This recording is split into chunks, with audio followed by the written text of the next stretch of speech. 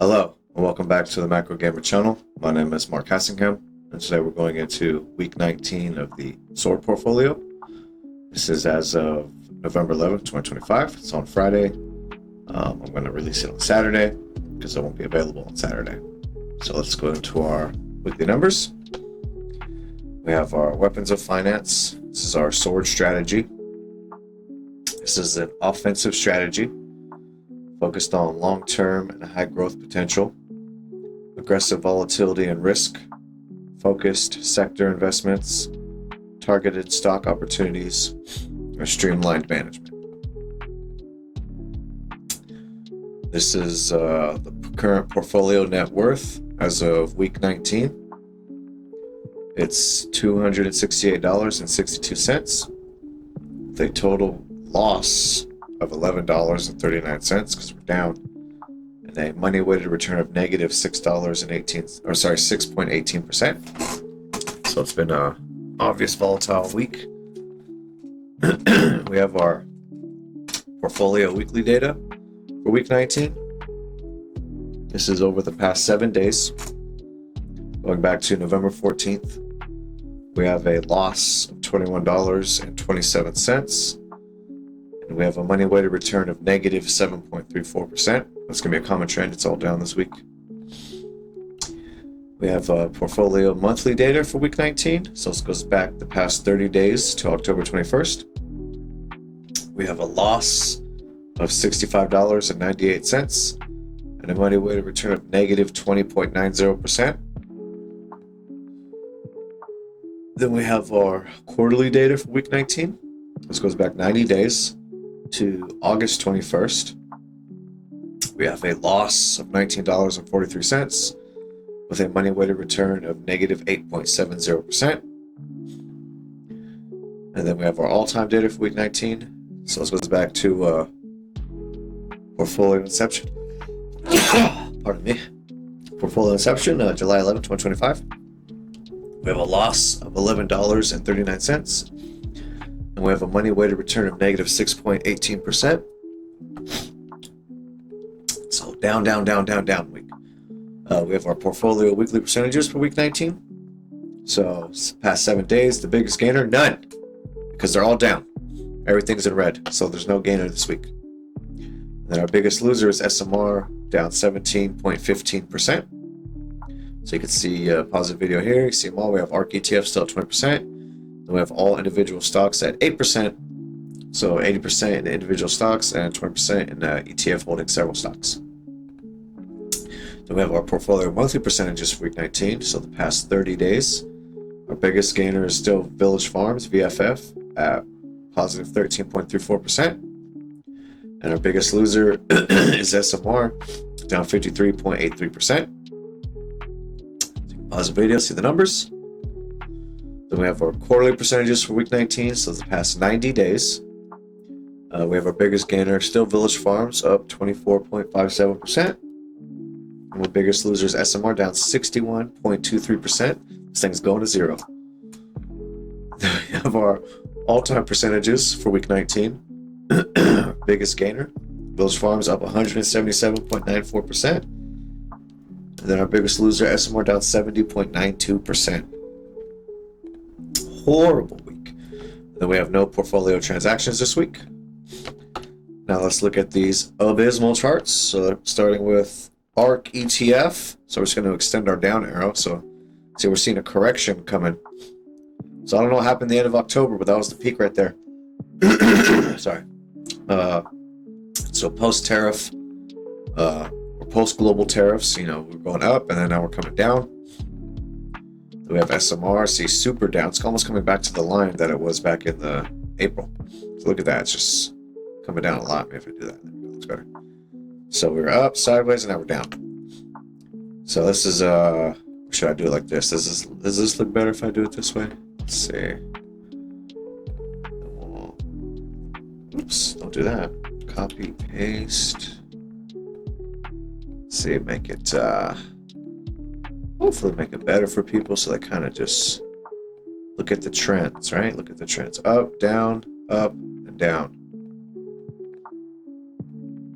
There we go. So some more. We got Consolidated Water. It's kind of coming down now. Look at that arrow. It's perfect. Look at that. So Consolidated Water coming down. It's a big uptrend coming down. Everything's pulling back. Village Farms barely pulling back. Kind of gone sideways. You know, maybe I could just get rid of this. Let's see. Should do this a little bit better. There you go. So it's been heading up. Has a bit of a drop happening. It's the only stock really performing well. Ironically, it's a freaking agricultural stock. But we have Coinbase. Going up. Sorry, man, I'm clearing my throat today. I'm gonna get a cold. I already know. Up, down, down. Coinbase coming down. Stratus. Oh my god, it broke below the line. Look at that. So now it's below the line. Go back far enough, we can see the trend on it. But now it's really coming down. Rivian, I bet. Rivian's still kind of going sideways. So it's not really doing a whole lot. It's just consolidating in this trend. We have Palantir. It's coming down, selling off. So, coming back. I apologize. I know it's annoying every time I clear my throat, but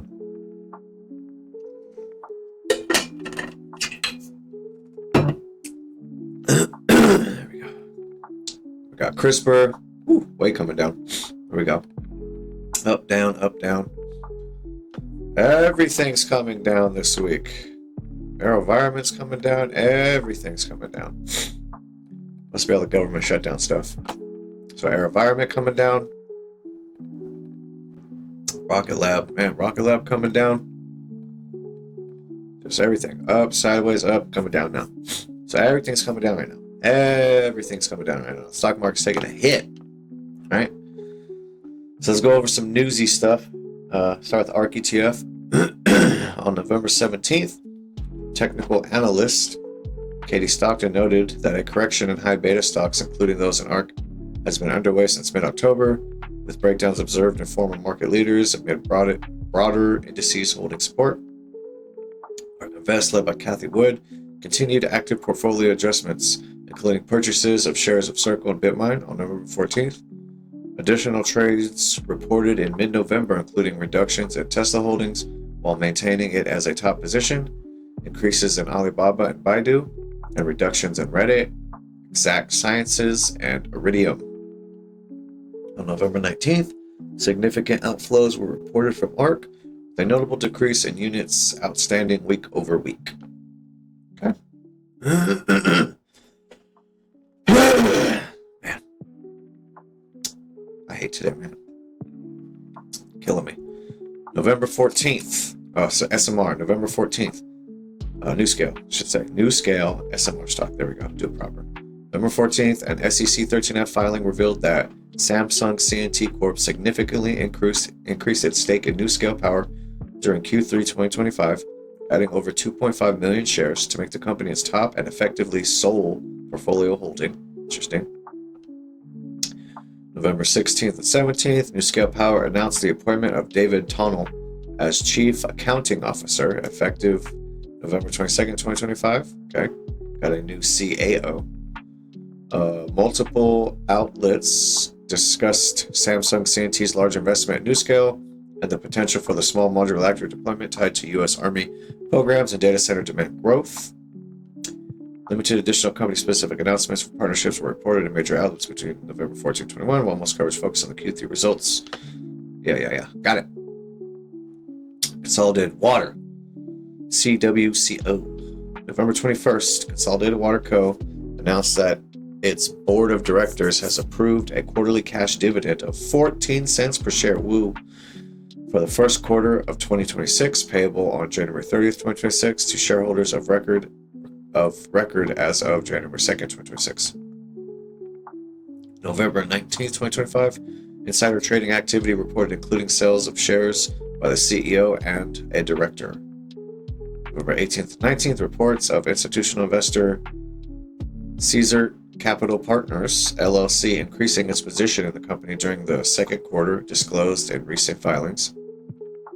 November 10th to 11th, the company released its third quarter 2025 financial results and held an investor conference call to discuss performance, highlighting contributions from diversified operations across retail, bulk services, and manufacturing segments. Okie dokie. Village Farms, ticker symbol VFF. Village Farms International reported its Q3 2025 financial results November 10th, highlighting strong performance in its Canadian cannabis operations with record gross margins and significant growth in international medical cannabis exports. The company announced a $10 million share repurchase program authorization on or around November 10th, allowing for the buyback of up to 5% of outstanding common shares. Village Farms revealed plans to commence a Canadian $10 million expansion project in November 2025 at its Delta 2 greenhouse in British Columbia, converting space to add 40 metric tons of annual cannabis production capacity, with first plantings expected in spring 2026. Additional highlights from the Q3 update included progress on Phase 2 expansion in the Netherlands, expected online in Q1 2026, and ongoing initiatives in its produce and clean energy segments. No significant new company specifics, blah, blah, blah. Okay. Coinbase, ticker symbol COIN. Coinbase announced plans to acquire Vector, a Solana native decentralized exchange, as part of its ongoing acquisition strategy in 2025. Coinbase introduced a new feature allowing U.S. users to access up to $1 million in loans backed by Ethereum collateral. I'm sure that's going to go great. Ethereum's down, just like everything else. Coinbase rolled out a new platform enabling select investors early access to new cryptocurrency tokens before full listings on the exchange, with approximately one token sale per month. Coinbase mutually agreed not to proceed with a previously discussed $2 billion acquisition of stablecoin infrastructure startup BVNK. Coinbase announced its decision to reincorporate from Delaware to Texas, citing the state's growing appeal for innovative companies. Coinbase is reportedly building a new prediction market platform in partnership with Kalshi, integrating USDC stablecoin for transactions. Oh, of course they are. They're getting into crypto betting. All right, so Stratasys, ticker symbol SSYS. November 11th, Stratasys announced a series of innovations across its FDM, SAF, P3, DLP, and software platforms, including new materials, features to improve throughput, and capabilities to streamline additive manufacturing productivity. These advancements will be showcased at Formnext 2025 in Frankfurt, November 18th to 21st. November 13th, Stratasys released its financial results for the third quarter ended September 30th, 2025, including unaudited, condensed, consolidated financial statements and operational updates. November 17th, Stratasys announced a strategic investment in and business collaboration with Triton Technologies, expanding or offering to include production-grade metal and ceramic 3D printing technologies alongside its polymer solutions. Interesting. Gotta get that metal printing. And then November 18th to 21st, ongoing during this period, Stratasys is participating in Formnext 2025, demonstrating scalable industrial additive manufacturing solutions for industries such as aerospace, automotive, and medical, with live presentations and customer case studies. No significant financial earnings related stuff, blah, blah, blah. Okay. Wait, most coverage focused. Okay, yeah. Rivian, ticker symbol RIVN. Rivian reported its Q3 2025 financial results, highlighting strong deliveries driven by customers rushing to qualify for federal EV tax credits before their expiration. The company announced the formation of a new subsidiary, Mind Robotics, focused on physical AI and robotics, securing approximately $110 million in external seed funding. Why? Just make cars, trucks. Oh my God. Rivian approved a new long-term compensation package for CEO RJ Scaringe, potentially worth up to $4.6 billion over the next decade, to tied to profitability and other milestones. Volkswagen indicated that technology from its joint venture with Rivian could eventually extend to internal combustion engine vehicles in the future. I saw that last week. Rivian agreed to settle a 2022 class action lawsuit related to allegations of misleading investors about vehicle pricing during its IPO for $250 million. Jesus. The company introduced new leasing incentives for select R1 dual standard models, including $5,000 in lease cash for qualifying offers approved by November 3rd, 2025. Rivian announced its first ever Autonomy and AI Day event, scheduled for December 11, 2025, to showcase advancements in autonomous driving hardware, perception, and roadmap. Software Update 2025.46 will expand autonomy data sharing controls, allowing automatic blocking of image capture at safe private locations while maintaining full opt-out options. Okay. Do this AI robot thing. Don't do that. Stop trying to be Tesla. Stupid robots. Palantir. NVIDIA CEO Jensen Huang dismissed. Dude.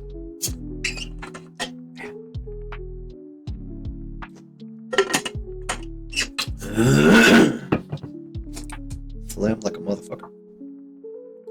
Dismissed concerns about an AI bubble in recent comments because he has to, because he's the AI guy, highlighting massive ongoing infrastructure investments that indirectly support demand for Palantir's AI platforms. Yeah, why would the guy who sells chips for AI say that AI is in a bubble? Yeah, that would make no sense. Of course he's going to say everything's fine. Palantir expanded its partnership with PwC UK through a multi-year, multi-million-pound alliance focused on AI-led transformations, building on existing collaborations like the NHS Federated Data Platform. Fox News Media revealed it has been collaborating with Palantir for over a year to develop custom AI tools for newsroom operation, including features like Topic Radar and Article Insights. Okay. CEO Alex Karp filed to sell approximately 585,000 shares under a prearranged 10b5-1 plan valued at around $95 million. Investor Michael Burry disclosed bearish put options on millions of Palantir shares, signaling expectations of potential declines. Well, he's right so far, it's coming down. Certain billionaire-led hedge funds reportedly reduced or exited positions in Palantir while shifting capital to other opportunities, including recent IPOs. Palantir secured additional government-related recognitions, including IRAP authorization in Australia and expansions in U.S. Army-related AI deployments. Okay. Man. So sorry. CRISPR, ticker symbol CRISP. CRISPR Therapeutics reported third quarter 2025 financial results on November 10th to 11th, highlighting ongoing commercialization progress of Casgevy and a strong cash position of approximately $1.9 billion. The company provided a business update on November 10th, noting accelerating momentum for Casgevy, with nearly 300 patient referrals to authorized treatment centers and around 165 cell collections completed and 39 infusions administered globally. Vertex Pharmaceuticals, partner of Casgevy, indicated expectations for over $100 million in total Casgevy revenue in 2025, with significant growth projected for 2026. On November 17th, speculation emerged about potential takeover interest in CRISPR Therapeutics, highlighted in industry blogs and reports suggesting discussions with a large biopharma company. Don't do it. Pipeline advancements continued to be discussed in recent analyses, including progress on in vivo programs like CTX310, targeting cardiovascular indications, and CTX320, as well as next generation CAR-T candidates, CTX112 and CTX131, for oncology and autoimmune diseases. CRISPR is always a tough one to read. AeroVironment, ticker symbol AVAV. AeroVironment announced it will participate in the Goldman Sachs Industrials and Materials Conference with a fireside chat scheduled for December 3rd, 2025, announced November 19th. Interesting. Institutional investor ARS Investment Partners LLC disclosed reducing its holdings in AeroVironment shares by 6.9% in a recent 13F filing reported November 19, 2025. I hope I'm going to read this right. Cemention. All I see is Seaman. Capital Management LP reported acquiring a new position of 3,067 shares in AeroVironment, disclosed November 17th. Articles discussed AeroVironment's valuation metrics, revenue growth trends, and position in the defense technology sector following recent performance published November 14th to 11th. Major contracts, partnerships, launch, blah, blah, blah.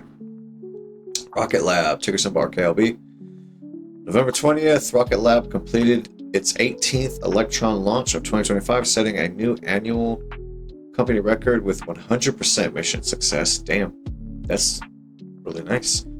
The included back-to-back launches within 48 hours from sites in New Zealand and Virginia, with the final Follow My Speed mission deploying a satellite for a confidential commercial customer.